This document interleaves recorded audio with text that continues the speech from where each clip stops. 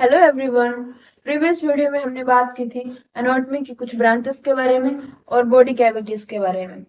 उसी कड़ी को कंटिन्यू रखते हुए आज के वीडियो में हम बात करेंगे सेल के बारे में। सेल यानी कोशिका। सेल क्या होती है? सेल हमारी बॉडी की छोटी से छोटी यूनिट है जो जुड़ जुड़ के पूरी बॉडी का निर्माण करती है, उसे सेल कहते हैं।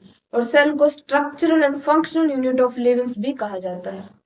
सेल की स्टडी एनाटॉमी के एक ब्रांच के अंदर की जाती है जिसे साइटोलॉजी कहा जाता है। तो आज की वीडियो हम स्टार्ट करते हैं जिसमें है साइटोलॉजी। साइटोलॉजी क्या है?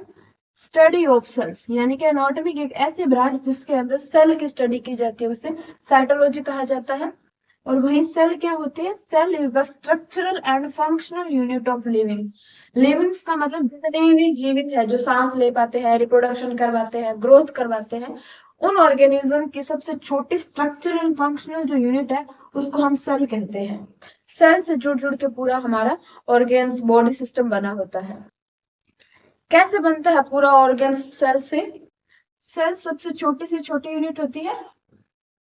सेल ऐसे सेल्स जिनका स्ट्रक्चर भी सेम है, ओरिजिन भी सेम है और जिनका फंक्शंस भी सेम है, वो जुड़ती जाती है और कंबाइन होके एक स्ट्रक्चर बनाती है जिसे हम बोलते हैं टिश्यू। टिश्यू जैसे आप अगर नाम लेते हैं ब्लड, तो ब्लड एक टाइप का टिश्यू है। बोले बोन, बोन यानी हड्डियां, तो भी वो भी एक टाइप की टिश्यू है। फिर अलग अलग टाइप के टिश्यू कंबाइन होते हैं और कंबाइन होकर निर्माण करते हैं ऑर्गेन का। ऑर्गेन जैसे हार्ट हो गया, लीवर हो गया, स्टमक हो गया, पैनक्रियास हो गया। तो टिश्यू अलग अलग टाइप के टिश्यू जुड़ के ऑर्गेन्स का निर्माण करते हैं। फिर एक जैसे फंक्शन करने वाले ऑर्गेन दोबारा से कंबाइन होते हैं और कंबाइन होकर ऑर्गेन सिस्टम बनाते हैं।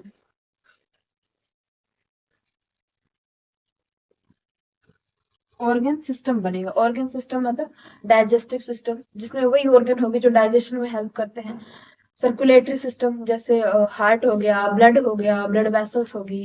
रेस्पिरेटरी सिस्टम, ऐसे अलग अलग टाइप के सिस्टम्स बन जाएंगे। और जब ये पूरे सिस्टम एक साथ वर्क करेंगे कंबाइन होके, तब निर्माण होगा कंप्लीट बॉडी का। यानी एक छोटी सी सेल ने पूरी ह्यूमन बॉडी को कैसे बनाया? पहले एक टाइप की सेल्स कंबाइन हुई और जुड़ के टिश्यू बनाए, अलग अलग टाइप के टिश्यू फिर कंबाइन हुए बन के ऑर्गन्स का निर्माण किया, ऑर्गन्स ने ऑर्गन सिस्टम बनाया, ऑर्गन सिस्टम मिलके हमारी कंप्लीट बॉडी बन गई। तो सेल्स को पढ़ने के लिए हम दो पार्ट में डिवाइड करके सेल की स्टडी करते हैं। एक है सेल मेम्ब्रेन और एक है प्रोटोप्लाज्म। सेल मेम्ब्रेन को प्लाज्मा मेम्ब्रेन भी बोलते हैं। प्लाज्मा मेम्ब्रेन भी बोल देते हैं। ये सेल के बाहर की कवरिंग होती है, जो सेल को बाहर से कवर करके रखती है, उसको सेल मेम्ब्रेन या फिर प्लाज्मा मेम्ब्रेन बोलते हैं। सेल के अंदर जितना भी कंटेंट होता है उस सबको कॉमनली प्रोटोप्लाज्म बोल देते हैं। उसी प्रोटोप्लाज्म में फ्लूइड भरा रहता है जिसको हम साइटोप्लाज्म बोलते हैं। जो होता है फ्लूइड, साइटोप्लाज्म बोल देते हैं। और उसके अंदर एक लार्ज ऑर्गेनेल पाया जाता है जिसका नाम होता है न्यूक्लियस। साइटोप्लाज्म एक फ्लूइड है जिसके अंदर काफी सारे ऑर्गेनेल्स पाए जाते हैं, जैसे माइटोकॉन्ड्रिया हो गया, राइबोसोम हो गया, लाइसोसोम हो गया, उनको बोलते हैं सेल ऑर्गेनेल्स। अब हम देखते हैं साइटोप्लाज्म। साइटोप्लाज्म क्या होता है? साइटोप्लाज्म सेल के अंदर पाया जाने वाला फ्लूइड है जिसके अंदर सेल के ऑर्गेनेल्स पाए जाते हैं। साइटोप्लाज्म क्या है? Fluid inside the cell in which cell organelles are present is called cytoplasm. मतलब जो सेल है उसके अंदर फ्लूइड भरा होता है जिसको हम साइटोप्लाज्म नाम देते हैं। और उस साइटोप्लाज्म के अंदर कुछ स्ट्रक्चर्स पाई जाती है, उन स्ट्रक्चर्स को सेल ऑर्गेनेल्स बोल देते हैं। सेल ऑर्गेनेल्स कौन कौन से हैं? Ribosome, lysosome, mitochondria, Golgi body और एंडोप्लाज्मिक रेटिकुलम होता है। राइबोसोम को प्रोटीन फैक्ट्री भी कहा जाता है क्योंकि ये सेल के अंदर प्रोटीन सिंथेसिस का काम करते हैं, इसलिए इसको प्रोटीन फैक्ट्री कहा जाता है। लाइसोसोम को सुसाइडल बैग ऑफ सेल कहा जाता है। ये फेगोसाइटोसिस की प्रोसेस करते हैं इसलिए इनको बोलते हैं suicidal bag of cell. Mitochondria को पावर हाउस ऑफ सेल बोल देते हैं क्योंकि ये सेल के अंदर एनर्जी को स्टोर करके रखते हैं। गोल्जी बॉडी पैकेजिंग का काम करती है, प्रोटीन को पैक करने का काम करती है, इसको गोल्जी कॉम्प्लेक्स भी कहा जाता है। या फिर कई बार इसको गोल्जी अपरेटस भी बोला जाता है। एंडोप्लाज्मिक रेटिकुलम ये दो टाइप की होती है, ट्यूब लाइक स्ट्रक्चर होती है, सेल के अंदर पाई जाती है। एक होती है रफ और एक होती है स्मूथ ईआर।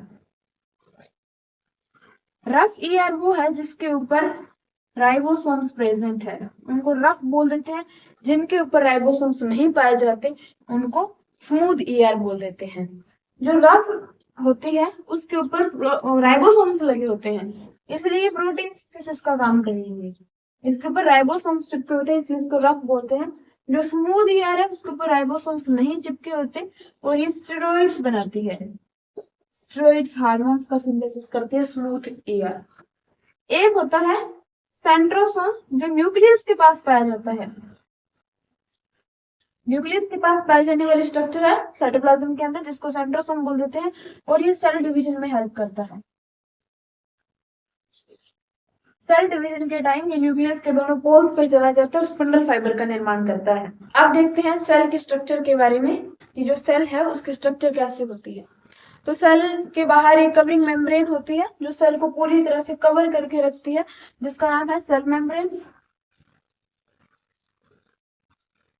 और इस सेल मेम्ब्रेन को प्लाज्मा मेम्ब्रेन भी कहते हैं।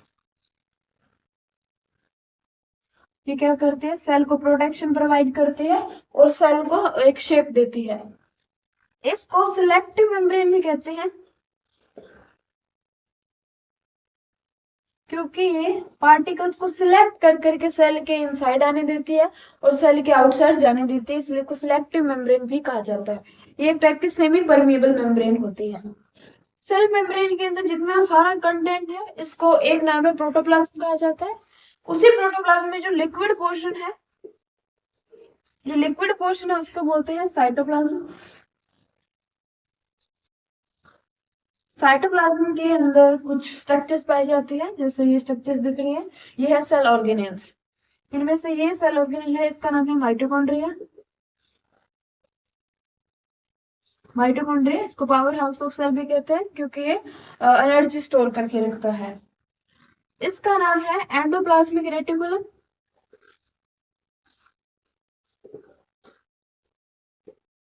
Endoplasmic reticulum. और ये कौन से एंडोप्लाज्मिक रेटिकुलम है, ये स्मूथ है क्योंकि इसके ऊपर कोई राइबोसोम नहीं लगा हुआ।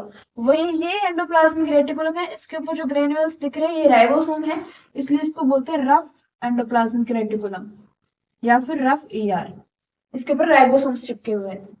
ये वाली स्ट्रक्चर है, इसका नाम है गोल्जी बॉडी, जिसको गोल्जी अपरेटस या फिर गोल्जी कॉम्प्लेक्स भी कहते हैं। प्रोटीन पैकेजिंग का काम करती है ये जो राउंड स्ट्रक्चर दिख रही है जो इधर भी लगी हुई है एंडोप्लाज्मिक रेटिकुलम के ऊपर, इनका नाम होता है राइबोसोम। और राइबोसोम को प्रोटीन फैक्ट्री भी कहते हैं क्योंकि ये प्रोटीन सिंथेसिस करते हैं।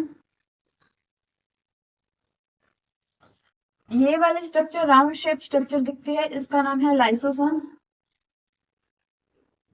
लाइसोसोम जो है इसको बोलते हैं suicidal bag of cell. Suicidal bag क्योंकि ये फैगोसाइटोसिस की प्रोसेस करता है। ये वाली स्ट्रक्चर जो दिख रही है इसका नाम है न्यूक्लियस, जिसके अंदर क्रोमोसोम्स पाए जाते हैं। न्यूक्लियस सेल का सबसे बड़ा ऑर्गेनेल्स है जिसके अंदर क्रोमोसोम क्रोमेटिक मटेरियल्स प्रेजेंट होता है। इनके नीचे जो डॉट दिख रहे हैं इनका नाम है सेंट्रोसोम। सेंट्रोसोम सेल डिवीजन के टाइम ये सेंट्रोसोम दोनों न्यूक्लियस के पोल्स पे चले जाते हैं और स्पिंडल फाइबर का निर्माण करते हैं जिससे सेल डिवाइड करती है। तो ये था पूरा सेल की स्ट्रक्चर। सो आज का वीडियो यहीं तक, आगे की बात करेंगे हम नेक्स्ट वीडियो में। Thank you.